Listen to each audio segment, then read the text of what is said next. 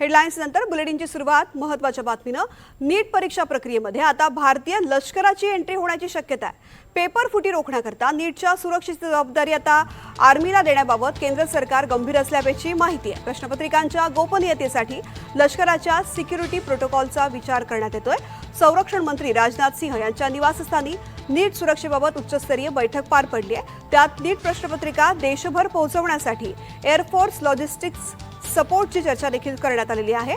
इतकंच नाही तर देशातील सर्व परीक्षा केंद्रांवरती गोपनीय पेपर्स सुरक्षितपणे पोहोचवण्याकरता भारतीय वायुदलाची मदत घेतली जाणार आहे।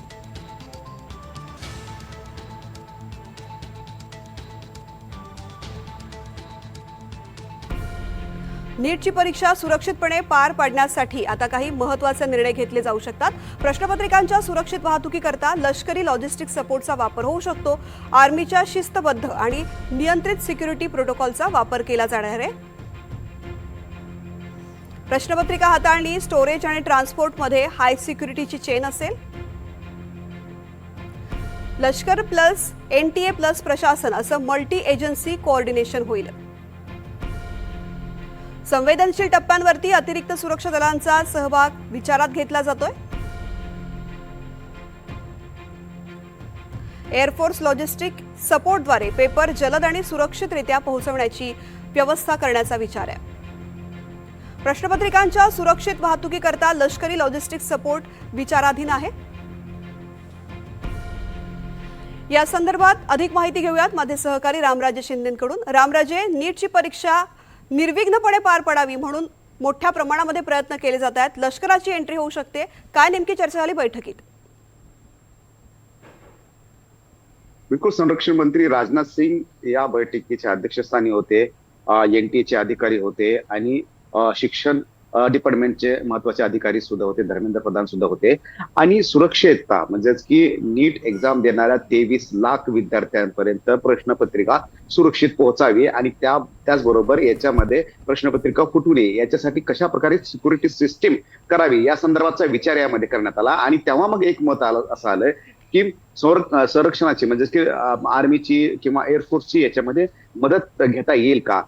जे टप्पे असतात कोणत्याही परीक्षेचे, पहिला टप्पा असतो प्रश्नपत्रिका छापणं, दुसरा टप्पा असतो की प्रश्नपत्रिकाचं पॅकेजिंग आणि तिसरा टप्पा असतो की त्याचं वितरण म्हणजे की त्याचं ट्रान्सपोर्ट करणं। आणि त्याचबरोबर परीक्षा केंद्र जे आहे, परीक्षा केंद्रावर सुद्धा सगळ्या योग्य प्रकारे ही परीक्षा पार पाडणं। आणि या सगळ्या गोष्टीमध्ये आर्मी जी आहे किंवा डिफेन्स मिनिस्ट्री जी आहे ती सिक्रेसी म्हणजेच की गुप्तता आणि सुरक्षा या दोन्ही गोष्टीला प्राधान्य देतं। आणि म्हणूनच हे संपूर्ण कामकाज डिफेन्सकडे सोपवावं का, आर्मीकडे सोपवावं का या संदर्भामध्ये सुद्धा चर्चा झालेली आहे।